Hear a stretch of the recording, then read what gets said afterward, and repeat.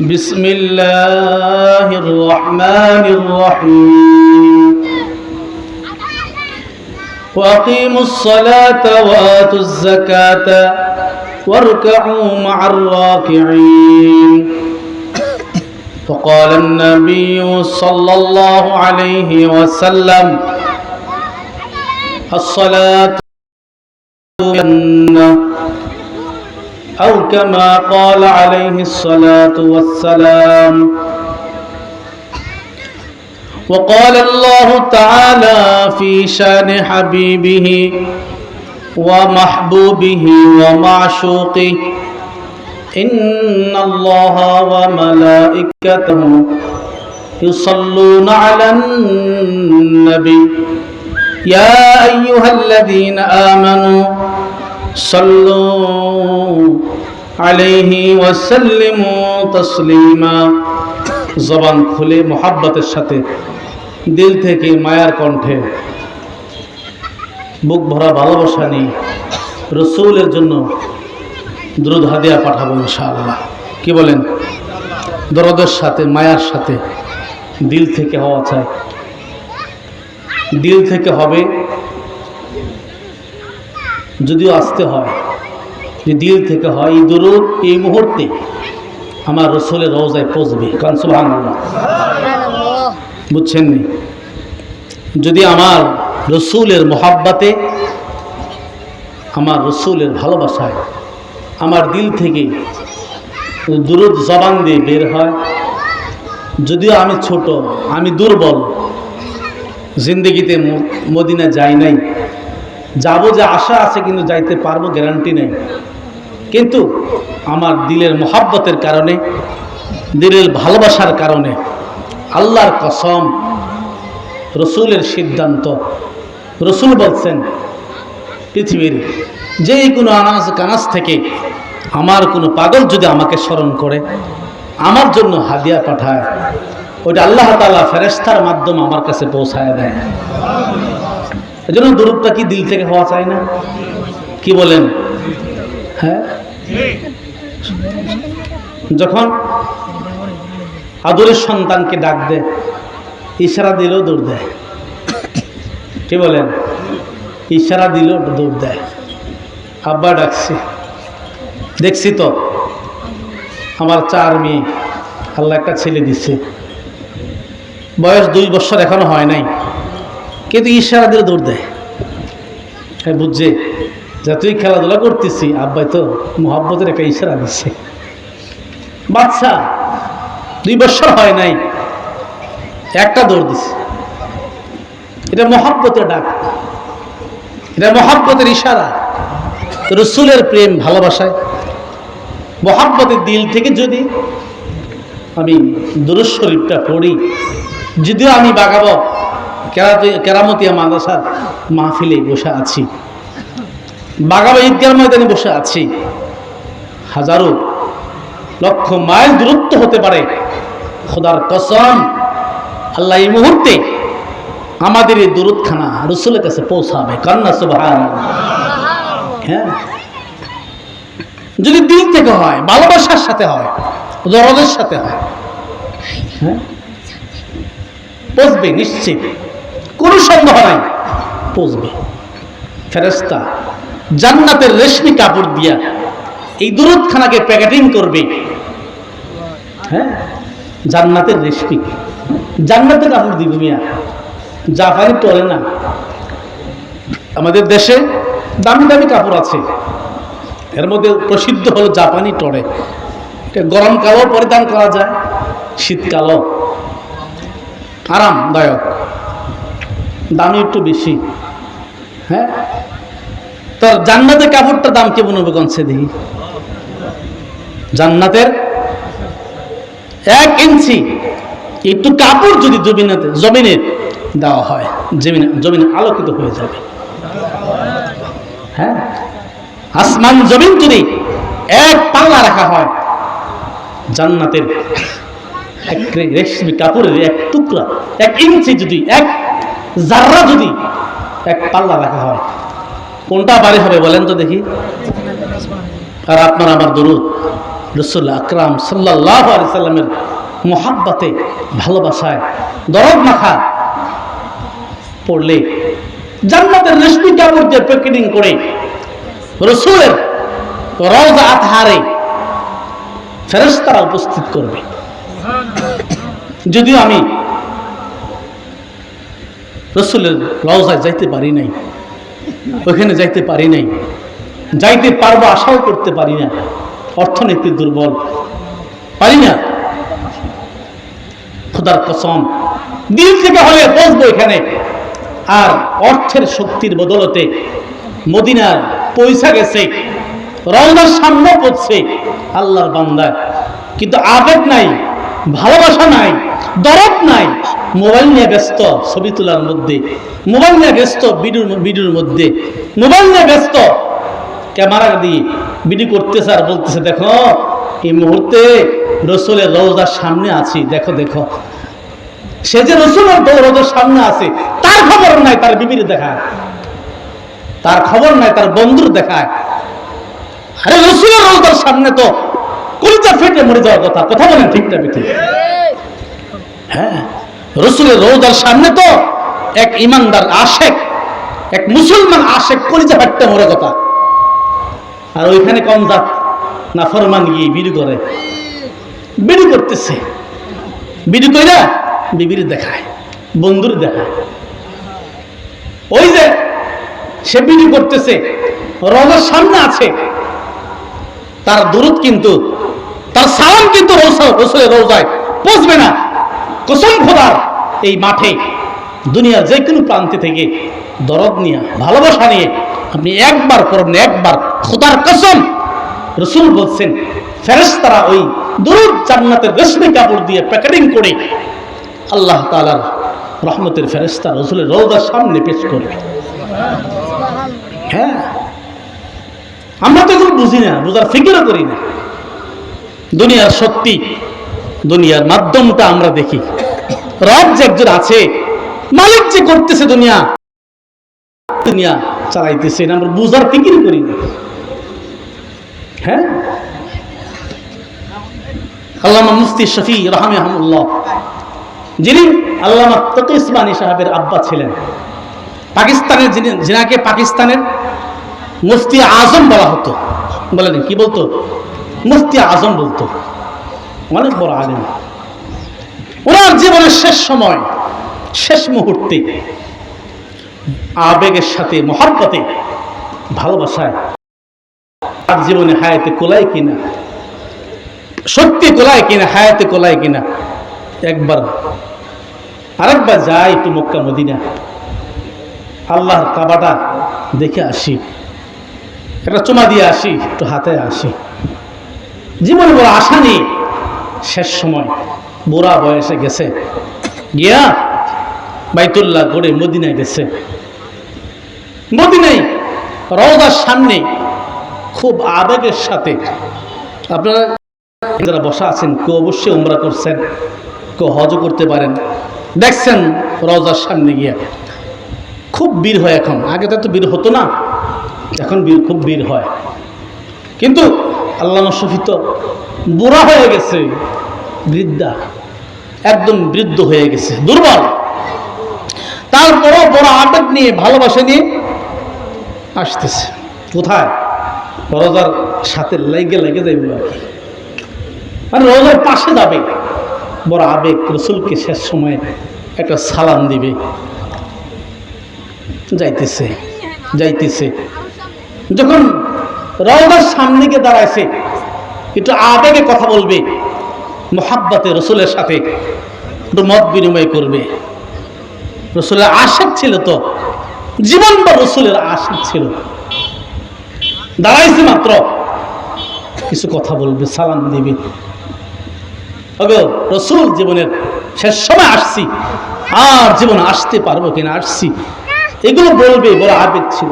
তার সঙ্গে সঙ্গে একটা ধাক্কা দিছে এক যুবকদের দলাইসা। বুড়া মানুষ তো, দাঁড়াইতে পারে নাই, অনেক দূরে চলে গেছে। আল্লামা তকি উসমানী কিতাবে লেখছে, বড় কষ্ট পাইছে। আপনারা কি আমার কথা শুনতেছেন নি? বড় কষ্ট পেয়েছে। কষ্ট না, এত বড় আবেগ নিয়ে বুড়া মানুষ কষ্ট করে দীর্ঘক্ষণ অপেক্ষা করে রওজার সামনে গিয়ে দাঁড়াইছে, একটু সালাম তো দিব, কিন্তু কথা তো কইব রসুলের লোকে, গো রসুল আইছি আমি আপনার কাছে বলবো কই থেকে, ধাক্কা দিছে তো জনিনে ফেলাই দিচ্ছে। চোখের পানি পড়তেছে, চোখের পানি পড়তেছে, কার চোখের পানি, চোখের পানি ফালাইতেছে আর কাঁদতেছে। একটা ফিলার আছে, ওই ফিলারের পাশে গিয়া বড় মানুষ তো বসছে, বৈশা ফিলাররা ধরছে, ফিলারে ধইরা অজস্রে কান্না, হাওমাও করে চিৎকার, কান্না কারে কয়, ওগো মালিক, রসুলের মহাব্বতে আসছিলাম মদিনায়, তোমার মহাব্বতে গিয়েছিলাম মক্কায়, বাইতুল্লাহ ধরে আসছি, যাব পাকিস্তানে, আর ফিরে আসবো কিনা বলতে পারি না, রসুলকে দেখার জন্য সালাম দেওয়ার জন্য আসছিলাম, বড় ব্যথা, পারি নাই, পারি নাই, কাঁদতেছে, কাঁদতেছে, আর মনে মনে বলতেছে, গো নবী, সালামটা দিয়ে গেলাম, সালামটা দিয়ে গেলাম দূর থেকে, আর মনের আবেগগুলো বলে গেলাম দূর থেকে। এগুলো বলতেছে বলতেছে, কাঁদতেছে কাঁদতেছে, বুড়া মানুষ তো, চোখ দিয়ে পানি পড়তেছে, দুর্বল হয়ে গেছে, চোখটা লেগে গেছে, চোখটা লেগে গেছে।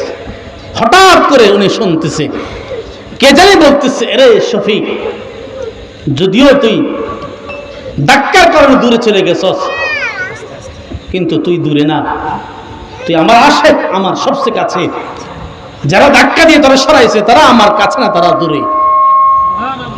যদি তুই দূরে, কিন্তু তোর চেহারায় আমার সুন্নত আছে, তোর কলিজায় আমার মহব্বত আছে, তোর জীবনে আমি রসুলের সিরাত আছে, তোর জীবনে আমি রসুল আছি, তুই আমার সবচেয়ে কাছে। সুবহানাল্লাহ বলেন, তুই আমার কাছে, তুই আমার কাছে।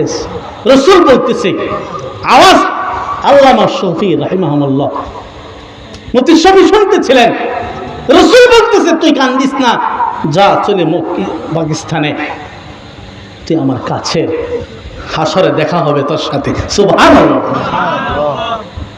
উনি শুনছেন, কলিজা ঠান্ডা হয়ে গেছে। এই যে যুবকদের এক পাল, একদল যে আইসা দেখা মারছে, তারা কাছের না, যে চলে গেছে দূরে সে কাছে, কারণ তার দিলে রসুলের মহব্বত ছিল, তার চেহারা রসুলের সুন্নত ছিল, তার জিন্দেগির প্রত্যেকটা কদমে রসুলের সিরাত ছিল। বলেন ঠিক না ঠিক? আমি আপনাদেরকে বোঝানোর চেষ্টা করতেছি, যুবক বন্ধুরা, আমার কলিজার টুকরা যুবক বন্ধুরা, আমার বাপ বাপ সমতুল্য বাবারা, আমার পর্দা মিশিন মাগো, যদি আমি বাগাবো একটি জংলায় আছি, যদি আমি দুর্বল, কিন্তু আমার কলিজার মধ্যে রসুলের মহব্বত, রসুলের ভালোবাসা যদি থাকে, আমার দুরূদ এই মুহূর্তে রসুল পাবে। কন্যা সুবহানাল্লাহ, নিশ্চিত পাবে, নিশ্চিত, কোনো সন্দেহ নাই, তার কসম পাবে। ফেরেশতা গিয়ে প্রকাশ করবে, রসুলের সামনে গিয়ে বলবে, ওগো রসুল, বাংলার জমিনের এক থানার নাম, জেলার নাম, থানার নাম, গ্রামের নাম, স্থানের নাম বলে বলবে, আপনার কিছু আশেক আপনার সালাম দিচ্ছে, আপনার জন্য দুরূদ হাদিয়া পাঠাইছে, গ্রহণ করেন। রসুল গ্রহণ করবে।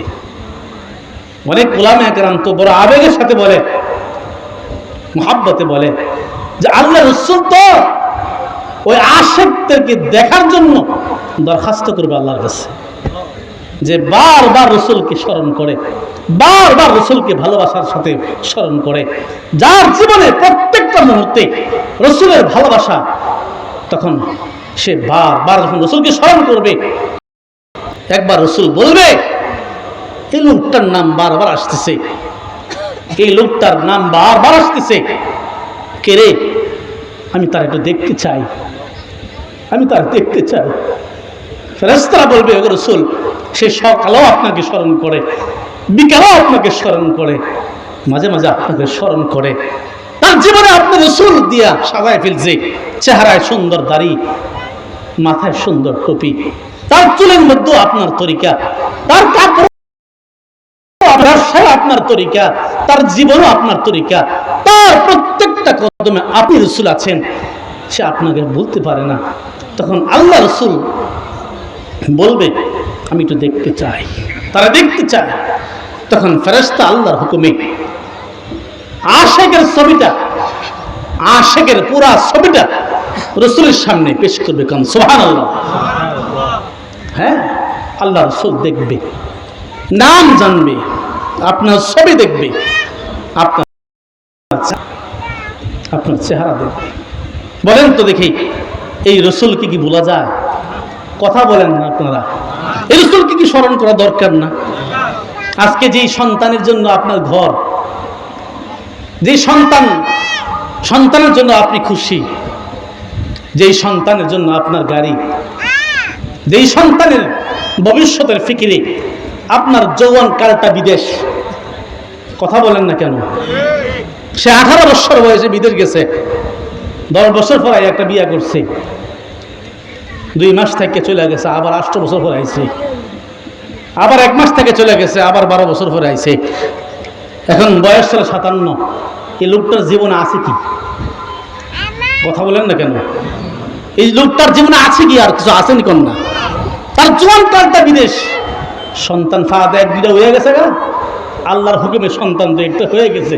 এখন বিবি ফোন দিয়া কয়, ওগো স্বামী বিদেশ থাকেন, আউন লাগতো না, আমি কষ্ট করি, সমস্যা নাই, একটা ফুতের একটা বাড়ি না হলে তো হইতো না, একটা মেয়ে দিছে আল্লাহ, হ্যাঁ আল্লাহ মেয়ে দিছে, এটার ভবিষ্যৎ আছে না? বিয়ে দিতেন না? কতটা হয়তো লাগবো, চিন্তা করছে নাকি বুঝতে? এক সন্তান জন্য, বিয়ের জন্য তার জোয়ান কালটা বিদেশিয়া বুড়া কালে আইছে দুনিয়া, সরি নিজের মাতৃভূমিতে আইসা চলে থেকে কি নিয়ে গেছে, চলে গেছে। যে সন্তানের জন্য জোয়ান কাল বিদেশ, যে সন্তানের জন্য রব বলে গেছে, যে সন্তানের জন্য রসুলকে বলে গেছে, যে সন্তানের ফিকির করতে গিয়া শরীয়ত বলে গেছে, দ্বীন বলে গেছে, ইসলাম বলে গেছে, আজকে দেখা যায় 2 বছর হয় না, সন্তান কবরের পাশ দিয়ে যায়, আবার একটা সালামও দেয়। কথা বলেন, আছে না নাই? সন্তান কবরের পাশে দিয়ে যায়, সিগারেট টানতে টানতে, ফেসবুক টিপতে, গান শুনতে শুনতে, এমন জানোয়ার সন্তান কি জমিনে নাই? কথা বলেন না কেন? রাস্তায় কালকে বের হবেন, দেখবেন কবরের পাশে যাচ্ছে যুবক, মোবাইলে গান শুনতেছে, গুনাহ করতেছে, নাফরমানি করতেছে। এই তার বাবা, তার দাদা, তার মুরব্বী এখানে শুয়ে আছে, তার জন্য কত কিছু করে গেছে। এজন্য বলার উদ্দেশ্য হলো, খোদার কসম খায়া বলি, কিছুই আমার না, কিছুই আমার না, কিছুই আমার না, রব আমার, রসুল আমার। যদি মোহাব্বত রসুলকে একবার ডাক দে, খোদার কসম খায়া বলি, হাসরের ময়দানে ওই মোহাব্বতের ডাকের কারণে আল্লাহ আমার রসুলকে দিয়ে আমাকে সুপারিশ করাবে। কারণ সুবহানাল্লাহ। এজন্য আমার এতক্ষণের আলোচনার মূল কথা হলো, দিল থেকে মোহাব্বতে দরুদ শরীফ পড়া। বলেন পড়বেন তো নাকি? আপনাদের কষ্ট হয়ে গেছে না? আমার মনে হয় বাগানের মানুষ বেশি খুশি না, বাগান মানুষ আজকের মাহফিল বুঝতেছে না, কেমন বাড়িতে বসে রয়েছে, রাস্তায় বয়ে রয়েছে, কপাল ফোড়া। গতকাল কত বৃষ্টি ছিল, কথা কন না কেন? গতকালকে ফজরের পরে কি বৃষ্টি রয়েছে? মাহমুদুল ফোন দিয়ে কাঁদতেছে, প্রচুর কাঁদছে, জোর। এত আগে মাহফিল দিছিলাম আশা করিয়া, কিন্তু বৃষ্টি যাবে আইতেছে, শেষ। সবুর করো, দোয়া করো, লা হাওলা ওয়ালা কুওয়াতা ইল্লা বিল্লাহ, পড়তে থাকো, আল্লাহ সহজ করবে। কল্পনা করছেন কালকার দিনে আজকে কি সুন্দর পরিবেশ। বাগানের মানুষ কদর করেন না, করবেন, সময় চলে গেলে করবেন। ইসলামপুর মাদ্রাসার শেখুল হাদিস হাজারো ওলামায়ে কেরামের উস্তাদে মুহতারাম, ইসলামপুর মাদ্রাসার সফল যিনি মুহতামিম আল্লামা আব্দুল মান্নান সাহেব চলে আসেন। আমি বয়ান থাকতে থাকতেই কিন্তু আমাদের আজকের আমন্ত্রিত মেহমান বাংলার তারেক জামিল বলে, যিনি নাকি ৯৯ দেশ সফর করছেন, যার কথাগুলো দিলে লাগে, ভাল লাগে, কলিজা থেকে কথা বলে, কলিজায় লাগে। আমি সে দুলালপুর থেকে বয়ান করে আসছি, ওখানে বাদ মাগরিব এশা পর্যন্ত বসে আমি বয়ান করে আসছি, হুজুরে বসছে। এখানে থাকতে আমি বয়ান থাকতে তো হুজুর আসবে এখানে। তো এত বড় মানুষ আপনাদের সমাজ আসবে, কদর কি কদরটা এটাই না। রাস্তায় ঘুরতেছেন, আয় দেখবো সব মানুষ রাস্তায়, হ্যাঁ মানুষ হুজুর আসবে, আয়সা দেখবে মানুষগুলো রাস্তায় ঘুরতেছে, খুব খুশি হুজুরে, হ্যাঁ কি কর। এজন্য আমি বলবো, যাদের কানে মাইকের আওয়াজ পৌঁছতেছে, যদি আপনি বুঝবান থাকেন, আপনার মাথায় এক জাররাও বুদ্ধি থাকে, জ্ঞান থাকে, আপনি আইন। আর কেন কইতাম, আপনি আসেন, রাস্তাঘাট ছেড়ে দেন, মাহফিলে চলে আসেন।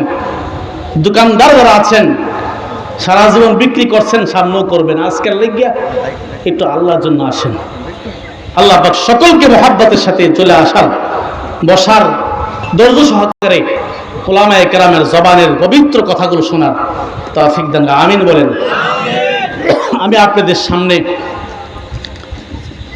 সূরা বাকারার 43 নম্বর আয়াত তেলাওয়াত করেছি। প্রসিদ্ধ আয়াত, প্রসিদ্ধ বিষয়, যদিও প্রসিদ্ধ সহজ, কিন্তু এই বিষয়টা খুব গুরুত্বপূর্ণ। এতে ছাড়া বিকল্প রাস্তা নাই। এই বিষয়ে আলোচনা অনেক শুনেছি, আমি অনেক মাহফিল করে থাকি, আজকেও করব, কারণ এটা আমার জীবন, এটা আমার মরণ, এটা আমার জিন্দেগি। সেটা হলো আল্লাহ তাআলা বলেন, ওয়া আকিমুস সালাত,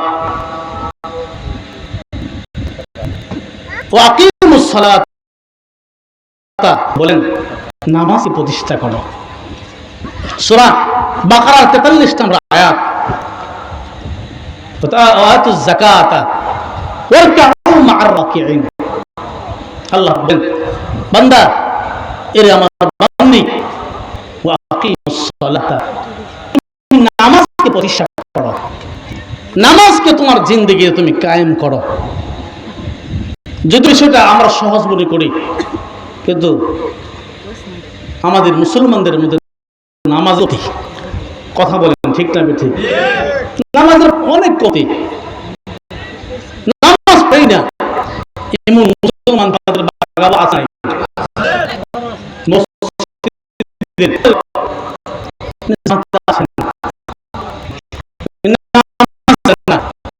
আমাদের জমিনে নাই।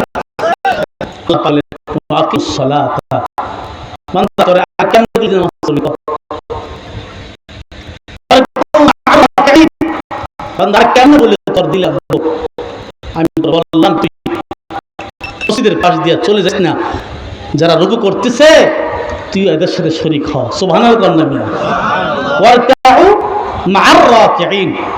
তুমি রুকু করো রুকুকারীদের সাথে।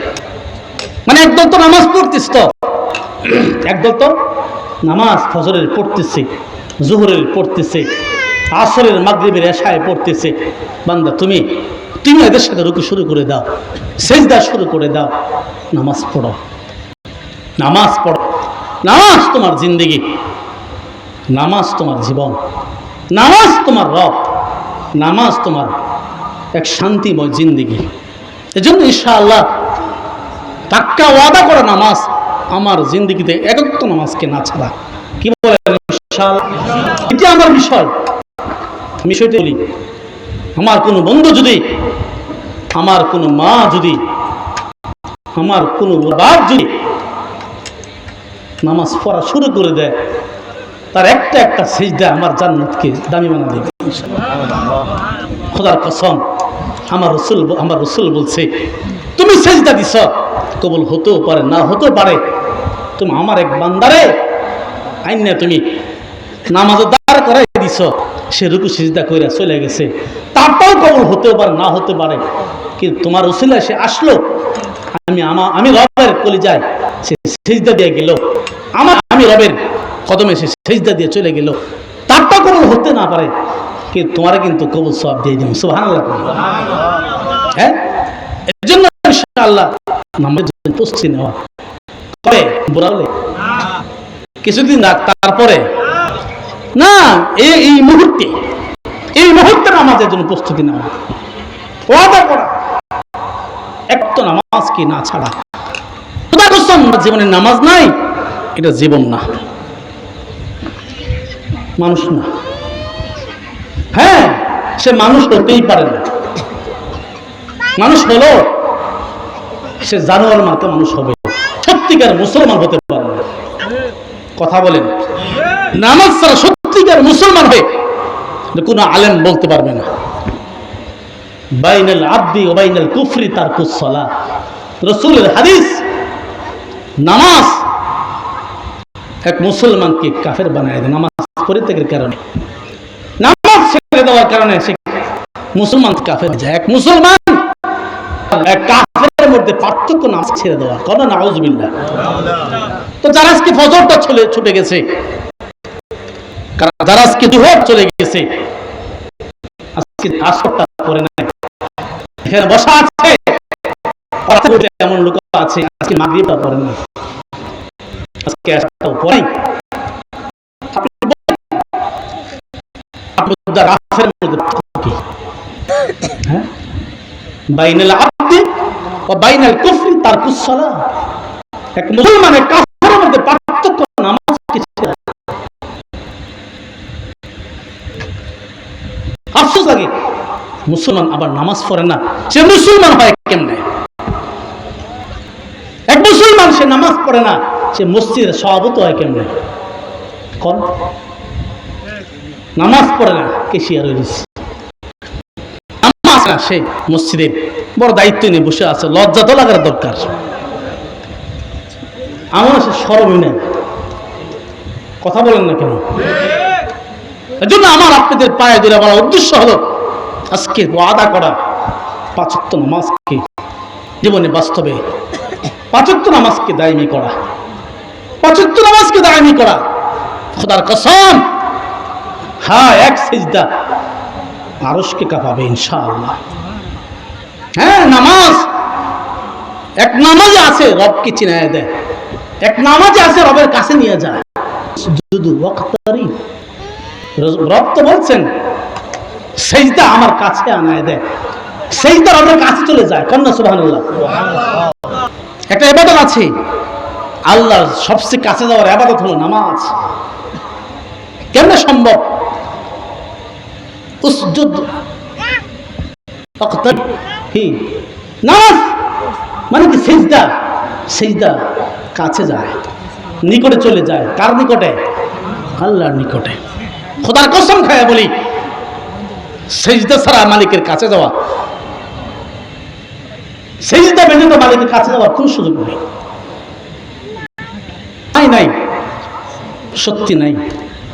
এজন্য ইনশাআল্লাহ ওয়াদা করি, আমার এই কপালকে ফজর দ্বারা, জোহর দ্বারা, আসর দ্বারা, মাগরিব দ্বারা, এশা দ্বারা আলোকিত করব ইনশাআল্লাহ। সিজদার চেহারা আলোকিত করে দেয়, সিজদার চেহারা ফুলায় দেয়, জীবন ফুলায় দেয়, জিন্দগি করে দেয়। তার জীবনে কিছু নাই। হ্যাঁ, সালাতু নামাজ পড়তে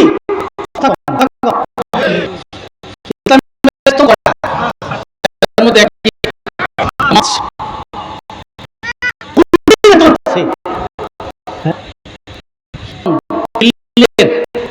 একটা আশঙ্কা